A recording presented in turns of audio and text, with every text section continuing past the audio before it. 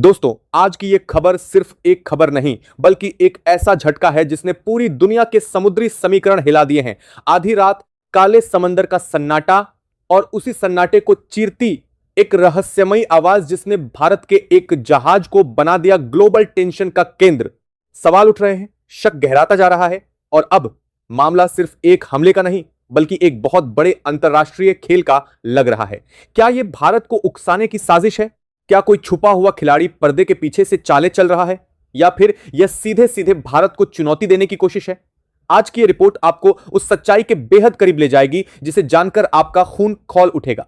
दोस्तों, समंदर के बीचों बीच एक विशाल जहाज, हजारों टन कच्चा तेल और उस पर तैनात मुट्ठी भर भारतीय नाविक, सब कुछ शांत था। लेकिन अचानक आधी रात को सन्नाटे को तोड़ती हुई एक आवाज आती है और अगले ही पल सब कुछ बदल जाता है। स्ट्रेट ऑफ हॉर्मुज की लहरें गवाह थीं कि एक भारतीय कप्तान के साथ कुछ ऐसा हुआ है जिसकी कल्पना किसी ने नहीं की थी। पूरी दुनिया इस वक्त एक ही सवाल पूछ रही है, क्या जानबूझकर एक भारतीय जहाज को इस रणनीतिक चक्रव्यूह के बीच में फंसाया गया? क्या समंदर के उस संकरे रास्ते में, जिसे दुनिया का प्रेशर कुकर कहा जाता है, वहां भारतीय तिरंगे को चुनौती देने की कोशिश की गई है? रिपोर्ट में दावा है कि हमारे कप्तान घायल हैं, चालक दल संकट में है और ग्लोबल सप्लाई चेन की सांसें थमी हुई हैं। लेकिन रुकिए, क्योंकि भारत अब वो देश नहीं जो केवल कूटनीतिक चिट्ठियां लिखे। जब समंदर में हमारे बेटों पर आंच आई तो भारत ने अपनी सबसे बड़ी सैन्य शक्ति का रुख होर्मुज की तरफ मोड़ दिया। समंदर का बेताज बादशाह INS विक्रांत अपनी पूरी ताकत के साथ मोर्चा संभाल चुका है। आज की रिपोर्ट किसी फिल्म की कहानी नहीं बल्कि हिंद महासागर के नए शक्ति प्रदर्शन की वो हकीकत है जिसे समझना हर भारतीय के लिए जरूरी है। अब सवाल सिर्फ ये नहीं कि वहां क्या हुआ, बल्कि सवाल यह है कि इसके पीछे का असली मास्टरमाइंड कौन है। क्या वाकई ईरान की सरजमी से कोई ऐसी चूक हुई जिसने भारत के सब्र की आखिरी दीवार को तोड़ दिया, या फिर यह होर्मुज के पानी में किसी तीसरे खिलाड़ी द्वारा बिछाया गया कोई बहुत बड़ा रणनीतिक जाल है? आखिर क्यों एक भारतीय जहाज को ही बार बार निशाना बनाया जा रहा है? चलिए आज के इस बेहद खास एपिसोड में होर्मुज के उस खतरनाक जोन के भीतर चलते हैं और देखते हैं भारतीय नौसेना का वो पराक्रम जिसने दुश्मनों की नींद उड़ा दी है। इससे पहले कि हम INS विक्रांत के उस बड़े एक्शन की बात करें, हमें यह समझना होगा कि आखिर होर्मुज में उस रात हुआ क्या था। शुरुआती रिपोर्ट के मुताबिक भारतीय टैंकर जब होर्मुज के सबसे संकरे हिस्से, जिसे चोक पॉइंट कहा जाता है, वहां से गुजर रहा था, तभी अचानक उसे कुछ अज्ञात नावों ने घेरने की कोशिश की। इसी आपाधापी के दौरान एक तेज आवाज की खबर आई जिसके प्रभाव से जहाज के मुख्य केबिन को नुकसान पहुंचा और हमारे भारतीय कप्तान गंभीर रूप से घायल हो गए। अब यहां से कहानी पेचीदा हो जाती है। यह इलाका पूरी तरह से ईरान की निगरानी में आता है। तो क्या यह कार्यवाही सीधे तौर पर ईरान की तरफ से थी या फिर यह उन समुद्री लुटेरों का काम था जिन्हें कुछ बाहरी ताकतों का समर्थन प्राप्त है? देखिए, स्ट्रेट ऑफ हॉर्मुज केवल एक समुद्री रास्ता नहीं है, यह दुनिया की धमनी है। हर रोज दुनिया का 21 मिलियन बैरल तेल यहीं से होकर गुजरता है। अगर यहां एक पत्थर भी गिरता है तो उसकी गूंज न्यूयॉर्क के स्टॉक एक्सचेंज से लेकर भारत के पेट्रोल पंपों तक सुनाई देती है। विशेषज्ञों का मानना है कि भारतीय जहाज को निशाना बनाना महज एक इत्तेफाक नहीं हो सकता। भारत इस समय चाबहार पोर्ट के जरिए मध्य एशिया में अपनी पकड़ मजबूत कर रहा है। ऐसे में होर्मुज में भारत के लिए असुरक्षा का माहौल पैदा करना उन ताकतों की एक सोची समझी चाल हो सकती है जो भारत के बढ़ते कद से परेशान है। लेकिन शायद वो ये भूल गए कि ये 1971 का दौर नहीं है जहां हम किसी विदेशी मदद का इंतजार करें।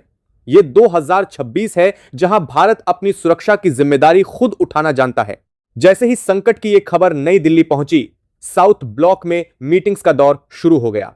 संदेश साफ था, अगर हमारे नागरिकों और हमारे व्यापारिक जहाजों पर आंच आई तो जवाब सिर्फ शब्दों से नहीं बल्कि एक्शन से दिया जाएगा। और इसी के साथ समंदर की लहरों पर एक ऐसी हलचल शुरू हुई जिसने खाड़ी के देशों से लेकर पश्चिमी ताकतों तक को हैरान कर दिया। दोस्तों, आगे की कहानी बताने से पहले मैं आपसे बस एक बात कहना चाहता हूं। जरा एक पल के लिए अपनी आंखें बंद करके सोचिए। हजारों मील दूर एक अंधेरे समंदर के बीच जब हमारे जांबाज कप्तान और नाविकों को निशाना बनाया गया, तब उनके मन में क्या चल रहा होगा? शायद अपने परिवार का चेहरा, या शायद वो तिरंगा जो उनके जहाज पर शान से लहरा रहा था। वो हमारे और आपके लिए देश की अर्थव्यवस्था को चलाने के लिए अपनी जान हथेली पर रखकर उन खतरनाक लहरों से टकराते हैं। आज जब वो घायल हैं और हमारा INS विक्रांत उनकी ढाल बनकर खड़ा है, तो क्या एक भारतीय होने के नाते हमारा यह फर्ज नहीं बनता कि हम उनकी इस बहादुरी को सलाम करें? अगर आपको अपने इन जांबाज नाविकों और भारतीय सेना पर गर्व है तो इस वीडियो को एक लाइक जरूर दीजिए। आपका एक लाइक हमारे उन जवानों के लिए एक छोटा सा सम्मान है। और कमेंट बॉक्स में जय हिंद लिखना मत भूलिएगा, क्योंकि आपके ये दो शब्द किसी सैनिक का हौसला 7वें आसमान पर पहुंचा सकते हैं। देशभक्ति की इस मुहिम को और बड़ा बनाने के लिए हमसे जुड़िए और चैनल को सब्सक्राइब कीजिए, ताकि दुनिया को पता चले कि जब हमारे बेटों पर बात आती है तो पूरा हिंदुस्तान एक सुर में बोलता है। चलिए अब वापस चलते हैं होर्मुज के उस मोर्चे पर जहां कहानी में एक बहुत बड़ा मोड़ आने वाला है। जैसे ही भारतीय कप्तान के घायल होने की खबर फ्लैश हुई, दुनिया को लगा कि भारत शायद कूटनीतिक दबाव बनाएगा, शायद यूएन में शिकायत करेगा। लेकिन दिल्ली से आदेश कुछ और ही था। आदेश था प्रोटेक्ट एट ऑल कॉस्ट, हर कीमत पर सुरक्षा करें। और इसी आदेश के साथ अरब सागर की लहरों के ऊपर से आगे बढ़ा भारत का स्वाभिमान INS विक्रांत। 45,000 टन का यह तैरता हुआ किला जब अपनी पूरी रफ्तार के साथ होर्मुज की तरफ मुड़ा तो समंदर की खामोशी एक बड़े तूफान के आने का संकेत देने लगी। INS विक्रांत का वहां पहुंचना महज एक तैनाती नहीं था, बल्कि एक बहुत बड़ा रणनीतिक संदेश था। विक्रांत अकेला नहीं आया था, उसके साथ थे भारत के सबसे घातक गाइडेड मिसाइल डिस्ट्रॉयर और स्टेल्थ फ्रिगेट्स। इस बेड़े ने होर्मुज के मुहाने पर ऐसी घेराबंदी की कि जो ताकतें भारतीय जहाज को निशाना बनाने की साजिश रच रही थीं, उनके रडार स्क्रीन पर भारत की शक्ति की गूंज सुनाई देने लगी। विक्रांत के डेक से गरजते हुए लड़ाकू विमानों ने यह साफ कर दिया कि भारत का सुरक्षा कवच अब सिर्फ हमारी सरहदों तक सीमित नहीं है। होर्मुज में उस वक्त तनाव अपने चरम पर था। एक तरफ ईरान की कोस्टल बैटरियां सक्रिय थीं, तो दूसरी तरफ अंतरराष्ट्रीय बेड़े अपनी चालें चल रहे थे। लेकिन भारतीय नौसेना ने नो गो जोन जैसा माहौल बना दिया। हमारे घायल कप्तान को रेस्क्यू करने के लिए नौसेना के सी किंग हेलीकॉप्टर्स ने अंधेरी रात में वो ऑपरेशन अंजाम दिया जिसे केवल स्पेशल फोर्सेज ही कर सकती हैं। कप्तान को सुरक्षित बाहर निकाला गया और जहाज का कंट्रोल भारतीय मरीन कमांडोज मार्कोस ने अपने हाथों में ले लिया। अब दुनिया हैरान थी। क्या भारत सीधे तौर पर ईरान से टकराने वाला था, या फिर भारत ने उस अदृश्य दुश्मन की पहचान कर ली थी जो ईरान और भारत के रिश्तों में दरार डालना चाहता था? सूत्रों की माने तो जब INS विक्रांत ने अपना रडार लॉक किया तो खाड़ी के कई देशों में हड़कंप मच गया। यह भारत की एक्टिव डिफेंसिव पॉलिसी का वो हिस्सा था जिसे आज से पहले इस स्तर पर कभी नहीं देखा गया।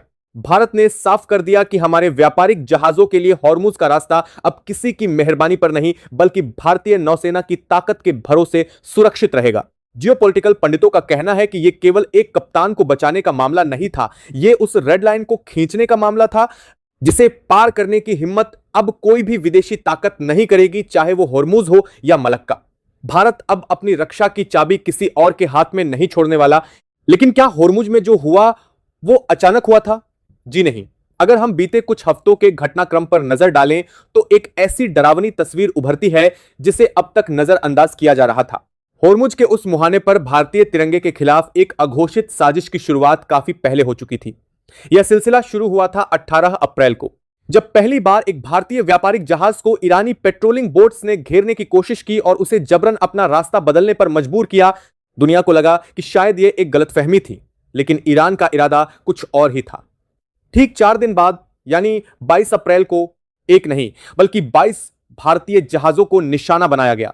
उन पर लेजर गाइडेड सिस्टम से निगरानी रखी गई और उन्हें घंटों तक समुद्र के बीचों बीच रोककर रखा गया। भारत ने तब भी संयम दिखाया, कूटनीतिक रास्तों से अपनी नाराजगी जताई, लेकिन जब सामने वाला आपके सब्र को आपकी कमजोरी समझ ले तो अंजाम बहुत बुरा होता है। ईरान यही नहीं रुका।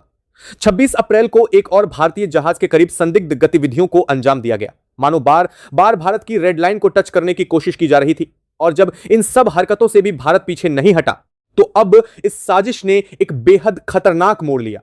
अब तक हमला जहाजों की रफ्तार और रास्ते पर था, लेकिन इस बार सीधे हमारे भारतीय कप्तान को निशाने पर लिया गया। एक इंसान, एक लीडर और भारत के एक जांबाज बेटे पर किया गया यह प्रहार उस सब्र के बांध को तोड़ने के लिए काफी था जिसे भारत ने अप्रैल की शुरुआत से सहेज कर रखा था। जब कप्तान के घायल होने की खबर आई तो यह साफ हो गया कि अब पानी सिर के ऊपर से गुजर चुका है। 18 अप्रैल से लेकर अब तक ईरान की इन हरकतों ने यह साबित कर दिया कि वो भारत के बढ़ते वैश्विक प्रभाव और चाबहार जैसे प्रोजेक्ट्स के बीच एक बाधा खड़ी करना चाहता है, लेकिन वो शायद पड़ना भूल गए। भारत ने अपनी कूटनीति की मेज को पीछे धकेला और सीधे समंदर के सीने पर अपनी ताकत का लोहा मनवाने के लिए विक्रांत को खड़ा कर दिया। ईरान के इस बढ़ते दुस्साहस ने भारत को वो कदम उठाने पर मजबूर कर दिया जो खाड़ी के इतिहास में पहले कभी नहीं देखा गया था। विक्रांत के मोर्चे पर आते ही वो तमाम बोट्स और ड्रोन जो 18 अप्रैल से भारतीय जहाजों को परेशान कर रहे थे, मानो गायब से हो गए। हॉर्मुज के पानी में भारत की यह नई लाइन ऑफ कंट्रोल अब किसी भी साजिश को बर्दाश्त करने के मूड में नहीं है। जैसे ही आईएनएस विक्रांत ने हॉर्मुज के मुहाने पर अपनी पोजीशन ली, दुनिया के पावर सेंटर्स में फोन घनघनाने लगे। वाशिंगटन से लेकर मॉस्को तक हर कोई इस बात से हैरान था कि भारत ने इतनी तेजी और आक्रामकता के साथ जवाब दिया है। अमेरिका, जो खुद इस इलाके में अपनी मौजूदगी बनाए रखता है, उसने भारत के इस कदम को सेल्फ डिफेंस का नाम दिया। लेकिन चीन और तुर्की जैसे देशों के खेमे में इस भारतीय पराक्रम ने बेचैनी पैदा कर दी है। लेकिन असली सवाल अभी भी वही है, ईरान भारत जैसे अपने पुराने दोस्त के साथ ऐसी हरकत क्यों कर रहा है? एक्सपर्ट्स का मानना है कि इसके पीछे तीसरी ताकत का हाथ हो सकता है। क्या यह मुमकिन है कि ईरान के भीतर बैठे कुछ कट्टरपंथी गुट जो किसी बाहरी देश के इशारे पर काम कर रहे हैं, भारत और ईरान के बीच बढ़ती नजदीकियों को खत्म करना चाहते हैं? याद रखिए, भारत का चाबहार पोर्ट प्रोजेक्ट कई ताकतों की आंखों में किरकिरी बना हुआ है। हॉर्मुज में भारतीय कप्तान पर हुआ हमला शायद उसी बड़े जियोपॉलिटिकल गेम का एक छोटा सा हिस्सा है। इस तनाव का असर सिर्फ बॉर्डर या समंदर तक सीमित नहीं रहा। जैसे ही हॉर्मुज में भारत और ईरान के बीच आमने सामने की स्थिति बनी, ग्लोबल मार्केट में कच्चे तेल की कीमतों ने आसमान छूना शुरू कर दिया। दुनिया को डर है कि अगर भारत ने हॉर्मुज के रास्ते को अपने नियंत्रण में लिया या वहां कोई बड़ा सैन्य टकराव हुआ तो पूरी दुनिया की अर्थव्यवस्था चरमरा जाएगी। लेकिन भारत ने साफ कर दिया है, हमारी पहली प्राथमिकता हमारे नागरिकों की जान और हमारे तिरंगे का सम्मान है। इकोनॉमी और व्यापार इसके बाद आते हैं। लेकिन भारतीय नौसेना के सूत्रों के मुताबिक विक्रांत की मौजूदगी ने ईरान को एक बैक चैनल बातचीत के लिए मजबूर कर दिया है। जो तेवर 18 अप्रैल से 26 अप्रैल के बीच दिखाई दे रहे थे, वो अब धीरे धीरे कूटनीति में बदलते नजर आ रहे हैं। लेकिन भारत अब ढील देने के मूड में नहीं है। विक्रांत के साथ साथ भारत ने अपने प्रलय मिसाइल सिस्टम और लॉन्ग रेंज ड्रोन्स को भी हाई अलर्ट पर रखा है। यह मैसेज सीधा है, हम दोस्ती निभाना जानते हैं अंदर एक क्रांति के दार के, तो अपनी संप्रभुता की रक्षा करना भी हमें बखूबी आता है। दुनिया आज देख रही है कि कैसे एक न्यू इंडिया अपने हितों के लिए हजारों मील दूर भी मोर्चा संभालने का माद्दा रखता है। हॉर्मुज की ये लहरें आज सिर्फ पानी नहीं बल्कि भारत की बढ़ती शक्ति की गवाह बन रही हैं। लेकिन क्या यह तनाव यहीं खत्म हो जाएगा या फिर यह किसी बड़े युद्ध की आहट है? हॉर्मुज की इन लहरों ने बीते कुछ दिनों में जो देखा है वह आने वाले दशकों की जियोपॉलिटिक्स को तय करने वाला है। 18 अप्रैल से शुरू हुआ वह सिलसिला जो हमारे कप्तान के घायल होने तक जा पहुंचा, उसने भारत को एक ऐसे मोड़ पर लाकर खड़ा कर दिया जहां से पीछे हटना नामुमकिन था। आज जब हम इस पूरी घटना का विश्लेषण करते हैं तो एक बात शीशे की तरह साफ हो जाती है, दुनिया अब उस भारत को देख रही है जो अपनी सुरक्षा के लिए किसी और के वीटो या किसी और की इजाजत का मोहताज नहीं है। आईएनएस विक्रांत का हॉर्मुज में मोर्चा संभालना सिर्फ एक सैन्य ऑपरेशन नहीं था, बल्कि यह 140 करोड़ भारतीयों के उस आत्मविश्वास का प्रतीक था जो कहता है कि दुनिया के किसी भी कोने में अगर तिरंगे का अपमान हुआ या किसी भारतीय नागरिक पर आंच आई तो भारत की प्रतिक्रिया त्वरित और विनाशकारी होगी।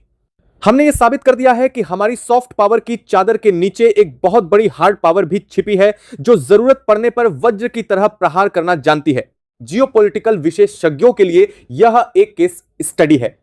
भारत ने बिना युद्ध शुरू किए केवल अपनी उपस्थिति और रणनीतिक घेराबंदी से ईरान जैसी क्षेत्रीय ताकत को बातचीत की मेज पर आने के लिए मजबूर कर दिया। यह डिप्लोमेसी थ्रू स्ट्रेंथ शक्ति के जरिए कूटनीति का सबसे सटीक उदाहरण है। अब इसे संबंधने वाले समय में हॉर्मुज का यह संकट भारत को अपनी मैरीटाइम डॉक्ट्रिन को और अधिक आक्रामक बनाने के लिए प्रेरित करेगा। अब हम सिर्फ हिंद महासागर के रक्षक नहीं रहेंगे बल्कि उन सभी समुद्री रास्तों पर अपनी नजर रखेंगे जहां भारत का आर्थिक हित जुड़ा है। रही बात हमारे घायल कप्तान और जांबाज चालक दल की, तो पूरा देश आज उनके साथ खड़ा है। उनकी बहादुरी ने यह सुनिश्चित किया कि हमलावरों के इरादे कामयाब न हो सके। भारत सरकार और नौसेना ने स्पष्ट कर दिया है कि इस साजिश में शामिल हर एक चेहरे को बेनकाब किया जाएगा। हॉर्मुज के उस रास्ते में भारत ने जो लकीर खींची है वह भविष्य के निशानेबाजों के लिए एक चेतावनी है। सीमा लांघने की कोशिश मत करना, क्योंकि यहां सामने खड़ा भारत अब रुकने वाला नहीं है। दोस्तों, हॉर्मुज की इस घटना ने हमें एक बहुत बड़ा सबक दिया है। एक सजग नागरिक के तौर पर आपका क्या मानना है? क्या भारत को हॉर्मुज जैसे संवेदनशील इलाकों में अपनी नौसेना की स्थायी तैनाती कर देनी चाहिए? और क्या आपको लगता है कि ईरान के साथ हमारे रिश्तों में अब एक बड़े बदलाव की जरूरत है? क्योंकि अब दुश्मन खुलकर सामने आने के बजाय छाया बन चुका था और छाया से लड़ाई सबसे मुश्किल होती है। भारत ने साफ कर दिया था कि अब कोई भी हरकत बिना जवाब के नहीं जाएगी। लेकिन जवाब सिर्फ गोलियों से नहीं दिया जा रहा था, जवाब दिया जा रहा था दिमाग से, रणनीति से और उस धैर्य से जो दुश्मन को खुद अपनी गलती करने पर मजबूर कर दे। और यहीं से शुरू हुआ वो खेल जिसे समझना हर किसी के बस की बात नहीं थी। विक्रांत के आसपास तैनात भारतीय बेड़े ने अपनी पोजीशन इस तरह सेट कर ली थी कि हॉर्मुज का हर इंच निगरानी में आ चुका था। समुद्र के नीचे भारतीय सबमरीन खामोशी से अपने मिशन पर थीं। ऊपर आसमान में ड्रोन और लड़ाकू विमान हर हलचल को स्कैन कर रहे थे। लेकिन इसी बीच कुछ ऐसा हुआ जिसने सबको चौंका दिया। अचानक रात के अंधेरे में कुछ छोटे तेज रफ्तार वाले बोट्स फिर से उसी पैटर्न में दिखाई दिए जैसे पहले हमले के वक्त थे। लेकिन इस बार फर्क यह था कि भारत तैयार था। जैसे ही उन बोट्स ने भारतीय जहाजों की तरफ बढ़ने की कोशिश की, विक्रांत से उठे फाइटर जेट्स ने उन्हें घेर लिया। समंदर के ऊपर गूंजती उनकी गर्जना ने साफ कर दिया, अब यह 2026 का भारत है, यहां हर चाल का जवाब उसी वक्त मिलेगा। लेकिन कहानी यही खत्म नहीं होती, क्योंकि जैसे ही उन बोट्स को रोका गया, एक और बड़ा खुलासा हुआ। उन बोट्स के पीछे एक बड़ा मदरशिप मौजूद था जो दूर रहकर पूरे ऑपरेशन को कंट्रोल कर रहा था। और यही वो पल था जब भारत को उस तीसरे खिलाड़ी की झलक मिली जिसकी चर्चा अब तक सिर्फ शक के दायरे में थी। अब मामला सिर्फ सुरक्षा का नहीं रहा था, मामला था उस नेटवर्क को तोड़ने का जो पर्दे के पीछे से इस पूरे खेल को चला रहा था। दिल्ली से तुरंत हरी झंडी मिली, trace it, track it and not escape, यानी अब कोई बचकर नहीं जाएगा। भारतीय नौसेना ने अपने सबसे एडवांस सर्विलांस सिस्टम्स को एक्टिव कर दिया। सैटेलाइट इमेजेस, इलेक्ट्रॉनिक सिग्नल्स और समुद्री ट्रैकिंग सब कुछ एक साथ जोड़ा गया। और जैसे जैसे डेटा सामने आता गया, वैसे वैसे तस्वीर और खतरनाक होती गई। यह कोई एक देश या एक ग्रुप का काम नहीं था, यह एक मल्टी लेयर्ड ऑपरेशन था जिसमें कई मोहरे इस्तेमाल किए जा रहे थे। इसी बीच अंतर्राष्ट्रीय स्तर पर भी हलचल तेज हो गई। कुछ देशों ने भारत के इस एक्शन को ओवर रिएक्शन कहा तो कुछ ने चुप्पी साध ली। लेकिन भारत ने इस बार साफ कर दिया, हम किसी की मंजूरी का इंतजार नहीं करेंगे। हमारे जहाज, हमारे नागरिक और उनकी सुरक्षा हमारी जिम्मेदारी है। और फिर वो पल आया जिसने इस पूरे खेल को पलट दिया। भारतीय खुफिया एजेंसियों को एक ऐसा इलेक्ट्रॉनिक सिग्नल मिला जो सीधे उस मदरशिप से जुड़ा हुआ था। यह सिग्नल किसी आम कम्युनिकेशन का हिस्सा नहीं था, यह एक कोडेड नेटवर्क था जो हर हमले के दौरान एक्टिव होता था। यानी अब सबूत हाथ में था, यह सब कुछ पहले से प्लान किया गया था। विक्रांत को तुरंत नई पोजीशन लेने का आदेश मिला। आसपास के सभी भारतीय जहाजों को अलर्ट कर दिया गया। और फिर समंदर के उस हिस्से में जहां कुछ देर पहले सन्नाटा था, अचानक हलचल शुरू हो गई। भारतीय बेड़े ने उस मदरशिप को चारों तरफ से घेर लिया। यह वो पल था जब पूरी दुनिया की नजरें हॉर्मुज पर टिक गई थीं। क्या भारत सीधे एक्शन लेने वाला था? क्या अब टकराव तय था? लेकिन भारत ने एक और चाल चली, ऐसी चाल जिसने दुश्मन को पूरी तरह बेनकाब कर दिया। जैसे ही घेराबंदी पूरी हुई, उस मदरशिप से अचानक सिग्नल बंद हो गए। उसने अपनी पहचान छुपाने की कोशिश की, लेकिन अब देर हो चुकी थी। भारतीय सिस्टम्स ने उसकी हर मूवमेंट रिकॉर्ड कर ली थी। और यही वो सबूत था जिसने इस पूरे खेल को दुनिया के सामने खोल कर रख दिया। अब यह सिर्फ भारत का मामला नहीं रहा था, यह इंटरनेशनल सिक्योरिटी का मुद्दा बन चुका था। दिल्ली ने तुरंत इस पूरी जानकारी को ग्लोबल फोरम्स पर शेयर करना शुरू किया। और जैसे ही ये सबूत सामने आए, कई देशों के रुख बदलने लगे। जो देश पहले चुप थे, अब भारत के समर्थन में खड़े होने लगे। लेकिन भारत यही नहीं रुका, क्योंकि यह सिर्फ शुरुआत थी। विक्रांत अब भी वहीं खड़ा था, एक ऐसे पहरेदार की तरह जो सिर्फ रक्षा नहीं करता बल्कि चेतावनी भी देता है। और चेतावनी साफ थी, अगर किसी ने फिर से भारत की रेड लाइन को छूने की कोशिश की तो जवाब सिर्फ कूटनीति से नहीं बल्कि उस ताकत से दिया जाएगा जिसकी गूंज 7 समंदर पार तक सुनाई देगी। हॉर्मुज की लहरें अब शांत जरूर हैं, लेकिन यह शांति उस तूफान के बाद की है जिसने दुनिया को दिखा दिया। भारत अब सिर्फ प्रतिक्रिया नहीं देता, भारत अब खेल को नियंत्रित करता है। और यह खेल अभी खत्म नहीं हुआ है, यह तो बस शुरुआत है। अपनी राय कमेंट बॉक्स में जरूर लिखें, क्योंकि आपकी आवाज ही इस विमर्श को मजबूती देती है। अगर आपको हमारा यह डीप डाइव एनालिसिस और भारतीय नौसेना के पराक्रम पर आधारित यह रिपोर्ट पसंद आई है तो इस वीडियो को एक लाइक जरूर दें। इसे अपने दोस्तों और परिवार के साथ शेयर करें ताकि हर भारतीय को पता चल सके कि हमारी सेनाएं सरहद से हजारों मील दूर कैसे हमारे गौरव की रक्षा कर रही हैं। और हां, अगर आप डिफेंस और जियोपॉलिटिक्स की ऐसी ही अनफिल्टर्ड खबरों से जुड़े रहना चाहते हैं तो हमारे चैनल को सब्सक्राइब करके बेल आइकन दबाना ना भूलें। हम अपनी नजरें हॉर्मुज की हर लहर पर बनाए हुए हैं। जैसे ही कोई नया अपडेट आएगा, हम सबसे पहले आप तक पहुंचाएंगे। तब तक के लिए जुड़े रहिए हमारे साथ, देखते रहिए द न्यूज़ 7। जय हिंद, जय भारत।